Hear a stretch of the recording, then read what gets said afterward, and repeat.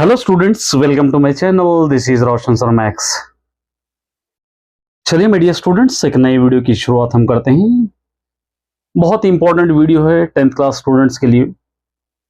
आप सभी को पता है कि रिजल्ट कल आने वाला है और ऑफिशियली अनाउंसमेंट का वेट कर रहे हैं सभी। अभी कुछ ही देर में आ जाएगा।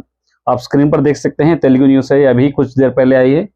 क्योंकि कल जितने भी सोशल मीडिया जो माध्यम है सभी पर कल के रिजल्ट का बारे में, रिलीज के बारे में ही डेट दिखा रहे हैं। मे बी कल 99% रिलीज होगा। सिर्फ टाइम टेबल कब रिलीज होगा, क्या रहेगा, वो टाइम टेबल का सभी वेट कर रहे हैं। अगर कल के रिजल्ट के बारे में कुछ अपडेट आता है तो तुरंत मैं आपको उसकी वीडियो भी अपलोड करने की कोशिश करूंगा। चलिए, एक क्रूशल वीडियो है रिजल्ट से हटकर। जैसे आप सभी को पता है कि तेलंगाना गवर्नमेंट की तरफ से थोड़ा सा फॉर्मेट बदल दिया गया है इस साल। जैसे आप सभी को ऑलरेडी इन्फॉर्म्ड है, इंफॉर्मेशन है इस बारे में कि सभी के लिए इस साल से ग्रेडिंग को हटाकर मार्क्स दिए जा रहे हैं। इस तरह की न्यूज़ आई थी, लेकिन कल ही ऑफिशियली अनाउंसमेंट किया गया था कि ग्रेडिंग भी रहेगी, मार्क्स भी रहेंगे। अब बहुत सारे स्टूडेंट्स में कंफ्यूजन है कि कितने मार्क्स रहेंगे तो कितने ग्रेड्स आएंगे, क्या पॉइंट्स आएंगे, क्या जीपीए रहेगा। तो ये सारे डिटेल्स इस वीडियो में हम देखने की कोशिश करते हैं। आपको कितने मार्क्स से कराएंगे तो कितने ग्रेडिंग्स आपको मिलेंगे, कितने पॉइंट्स मिलेंगे। देखिए मेरे डियर स्टूडेंट्स, मुझको जहां तक आइडिया है, जहां तक मुझे इंफॉर्मेशन है कि मार्क्स आने के बाद ग्रेड की तरफ कोई भी नहीं देखते हैं। हम सभी लोग मार्क्स को ही देखते हैं, क्योंकि कुछ लोगों को ग्रेडिंग समझ भी नहीं आती। लेकिन कितने मार्क्स से कितने मार्क्स तक अगर रहेंगे तो क्या ग्रेड आएगा, इसके बारे में एक बार हम जानने की कोशिश करते हैं। क्योंकि कुछ स्टूडेंट्स मार्क्स पर तवज्जो देते हैं, कुछ स्टूडेंट ग्रेडिंग पर देते हैं। क्योंकि मार्क्स हमको क्लियर कट एग्जैक्टली दिखेंगे, लेकिन ग्रेडिंग ऐसा नहीं है। ग्रेडिंग का थोड़ा फॉर्मेट अलग है।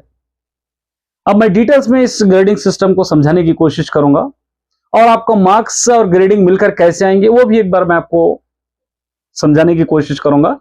जितना मुझसे बन पाता है समझा रहा हूं। अगर इसके अंदर से कोई फॉल्ट है या कोई आपको मिस्टेक्स या मिसकंसेप्शन नजर आ रहे हैं तो आप लोग कमेंट के द्वारा या कमेंट के थ्रू मुझे इंफॉर्मेशन दे सकते हो। चलिए, यहां पर एक आप बोर्ड पर एक चार्ट देख रहे होंगे। ये चार्ट है, देखिए, grade, the grade points. Grade कैसा दिया जाएगा, पॉइंट्स कैसा दिए जाएंगे। आप सभी को पता है ग्रेड अलग है, पॉइंट्स अलग है। कितना ग्रेड आएंगे तो कितना पॉइंट्स देंगे हमको, वो हमको देखना है। देखिए, सबसे पहले सेकंड लैंग्वेज को यहां पर अलग देंगे, बाकी जितने सब्जेक्ट है उसको अलग रहेगा। सेकंड लैंग्वेज को, क्योंकि आपको सभी पता है सेकंड लैंग्वेज आपकी तेलुगु, उर्दू, हिंदी कोई भी हो सकती है। सेकंड लैंग्वेज में 20% मार्क्स से पास है 100 आउट ऑफ, और दूसरे सब्जेक्ट में 35 मार्क्स से पास है 100 आउट ऑफ। और जिसके लिए एक्सटर्नल मार्क्स 80 होना चाहिए, इंटरनल मार्क्स 20 होना चाहिए। सेकंड लैंग्वेज को एक्सटर्नल मार्क्स 16 और इंटरनल मार्क्स 4 मार्क्स होना चाहिए। अदर सब्जेक्ट के लिए 35% 100 आउट ऑफ, सेकेंड लैंग्वेज के लिए 20% 100 आउट ऑफ।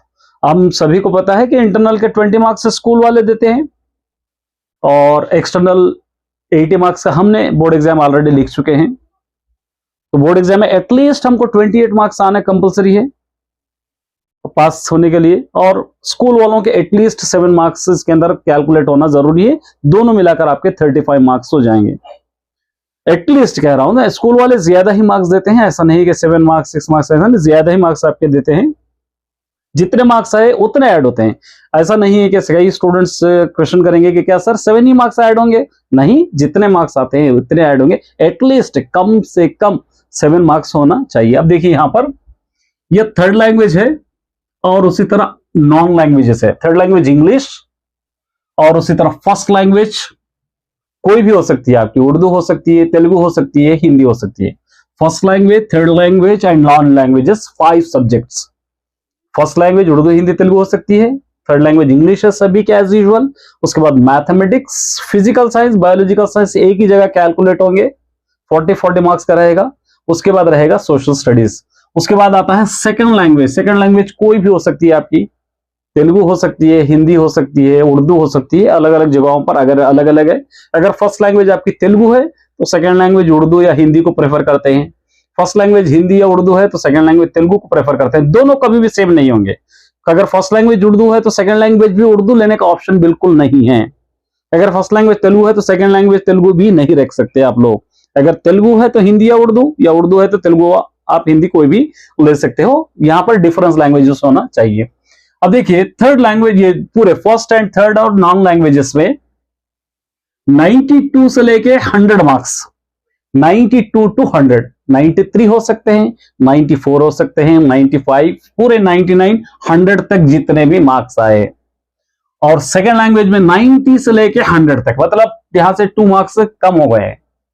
90 से 100 सेकेंड लैंग्वेज है, 90 टू 100 दूसरे लैंग्वेज में, तो इसको A1 आएगा और इसके अंदर 10 आउट ऑफ 10 पॉइंट्स आएंगे। ठीक है, ग्रेडिंग सिस्टम है ये। अब ये आपका जब मेमो प्रिंट होगा 10th क्लास में, इस तरीके से जब मेमो आपका प्रिंट होगा तो यहां पर आपको रहेंगे सब्जेक्ट्स और यहां पर रहेंगे आपको एक्सटर्नल मार्क्स 80 आउट ऑफ, और यहां पर रहेंगे आपके इंटरनल मार्क्स 20 आउट ऑफ, यहां पर रहेगा आपका टोटल, फिर यहां पर रहेगा आपका ग्रेडिंग, यहां पर रहेगा ग्रेडिंग। ठीक है, यहां पर रहेगा टोटल, जैसा 100 है या ग्रेडिंग 10 पॉइंट्स। अगर कोई सब्जेक्ट है, उर्दू, हिंदी, तेलुगु, जो भी आप ले रहे हैं, इंग्लिश, जो भी यहाँ पे सब्जेक्ट रहेंगे, यहाँ पे मार्क्स रहेंगे। जैसा 67 आए किसी को, तो 67 मतलब यहां पर आपको ऐड कर सकते हैं।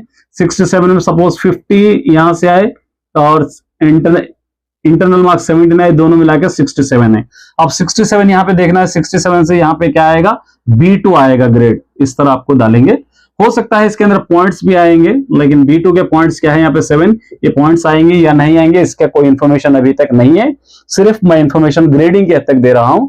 अब रिजल्ट आएगा तो ही पता चलेगा, सिर्फ हम एनालाइज कर सकते हैं, एक्सपेक्ट कर सकते हैं। तो 92 से 100 मार्क्स, और सेकेंड लैंग्वेज में 90 से 100 होंगे तो A1 आएगा, 10 पॉइंट्स आएंगे। 83 से 91 तक, 83, 84, 85 कितने भी हो सकते हैं, 83 से 91 तक सेकेंड लैंग्वेज में 80 टू 89 मार्क्स आएंगे, तो इनको A2 आएगा और 9 पॉइंट्स आएंगे। 75 से 82 तक अदर सब्जेक्ट सेकेंड लैंग्वेज में 70 टू 79, इनको आएगा B1 और इनके पॉइंट्स रहेंगे 8 पॉइंट्स। 67 टू 74 बाकी के सब्जेक्ट में, और सेकेंड लैंग्वेज में 62 टू 69, इनको B2 आएगा और रहेंगे 7 पॉइंट्स। 50 टू 66 अदर सब्जेक्ट में, और 50 टू 59 सेकेंड लैंग्वेज, इसको C1 दिया जाएगा और रहेंगे 6 points. 51 to 58 other subject second language, 40 to 49, इनको C2 दिया जाएगा, 5 पॉइंट्स आएंगे। 43 टू 50 और other subject 30 to 39 second language, इनको D1 आएगा, इनको रहेंगे 4 पॉइंट्स। 35 टू 42 और सेकेंड लैंग्वेज 20 टू 29, क्योंकि आपको पता है 20 मार्क्स से पास है सेकेंड लैंग्वेज, 20 टू 29 इनको D2 रहेगा और इनके पॉइंट्स रहेंगे 3। अब जितने भी 34 से जितने भी मार्क्स कम होंगे, 34, 33, 30 कितने भी होंगे, और सेकेंड लैंग्वेज में 90 से कम जितने भी होंगे, उनको सबको E आएगा। E का मतलब है फेल्ड।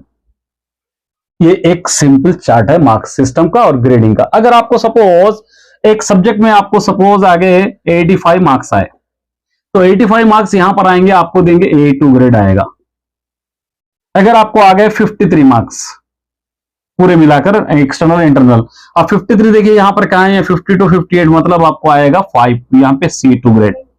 तो ये मार्क्स पे डिपेंड है, जितने मार्क्स रहेंगे ये यहां पर रहेगा, ग्रेडिंग रहेगा। अब इसके मार्क्स के बीच में जितने भी मार्क्स रहेंगे, आपको प्रॉपर मार्क्स आपको दिखाई देंगे। पहले क्या होता था कि मार्क्स आपको अलॉटमेंट नहीं रहता था, जिसकी वजह से सिर्फ ये ग्रेडिंग रहते थे, A2, A3, ये ग्रेडिंग रहता था। आपको एक ग्रेडिंग की वजह से कितने मार्क्स आए आपको पता नहीं चलता था, 92 आए या 95 मार्क्स है या 99 मार्क्स है या 100 मार्क्स है, आपको पता नहीं चलता था, क्योंकि 92 टू 100 के बीच में जितने भी मार्क्स आएंगे सबको 10 पॉइंट्स ही दिए जाते थे। चाहे आपको 93 आए, 95 आए, 99 आए, 98 आए, 10 पॉइंट्स से आपको दिए जाते थे। उसी तरह 83 से 91 जितने भी मार्क्स आए, 87 हो, 89 हो, 90 हो, 91 तक जितने भी मार्क्स आए उसको 9 पॉइंट दिया जाता था। लेकिन इस बार ग्रेडिंग के साथ साथ मार्क्स आए, तो इसीलिए ग्रेडिंग की ज्यादा यहां पर शायद अहमियत नहीं रहेगी, क्योंकि सभी स्टूडेंट्स मार्क्स को देखेंगे। और उसके बाद यहां पर देखिए ये सब्जेक्ट ग्रेड है, ये इस तरह आपको मेमो में दिया जाता था। अब देखिए फर्स्ट लैंग्वेज है, A2 ग्रेड आया, 9 पॉइंट्स आए। उसके बाद थर्ड लैंग्वेज B1 आया, 8 पॉइंट्स है। मैथ्स में 8 1 है, 10 पॉइंट्स है। साइंस में A1 है, 10 पॉइंट्स है। सोशल में A1 है, 10 पॉइंट्स है। सेकंड लैंग्वेज तेलुगु में A1 है 10 पॉइंट्स है। पूरों को ऐड कर दिया जाएगा, 1 2 3 4 5 6 को पूरों को ऐड करेंगे 57 होगा। ये 57 को 6 से ये डिवाइडेड बाई 6 करेंगे तो यहाँ पे 6 9 जा 54, 3 बचा 0.0, 9.5 आपका ग्रेड आता था ये प्रीवियस ईयर। इस बार आपको मार्क्स मिलेंगे 600 आउट ऑफ कितने मार्क्स आए, 534 आए या क्या है, आपको ये टोटल देंगे या नहीं देंगे इसका अपडेट नहीं है। और रिजल्ट में भी आपका रिजल्ट में क्या देगा, पास फेल शायद आएगा, यहां पर डिवीजन या कुछ भी देंगे या नहीं देंगे इसका कोई अपडेट नहीं है। सिर्फ मार्क्स सिस्टम कैसे आएंगे, कितने मार्क्स आएंगे, ये चैट आपको बताने की मैं कोशिश कर रहा हूं। आप इससे अंदाजा लगा सकते हैं कि आपके मार्क्स का क्या होगा, कैसे मार्क्स आएंगे, कैसा कॉलम रहेगा, इस तरीके का कॉलम रहेगा आपको।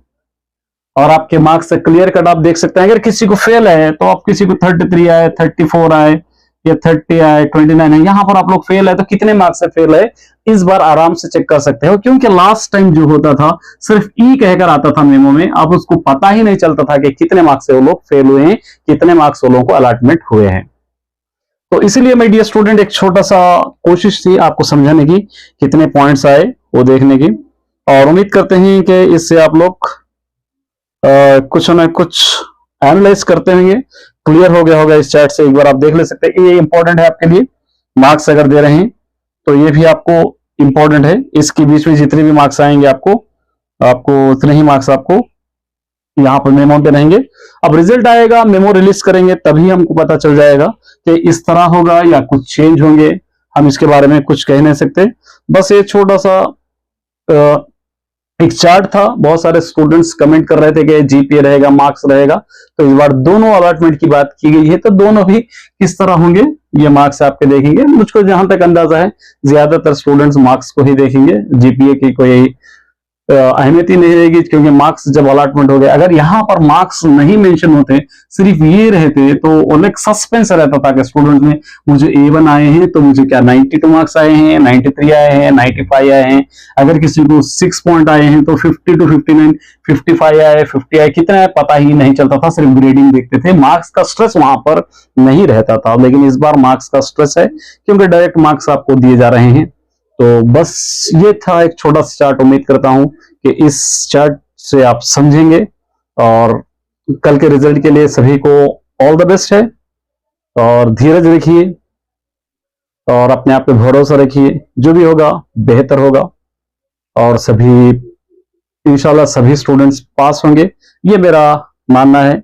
और मैं ट्रस्ट करता हूं, क्योंकि आप सभी ने बहुत मेहनत की है, उसका फल तो हमको मिलना ही चाहिए। बस प्रे करते हैं कल के रिजल्ट के लिए।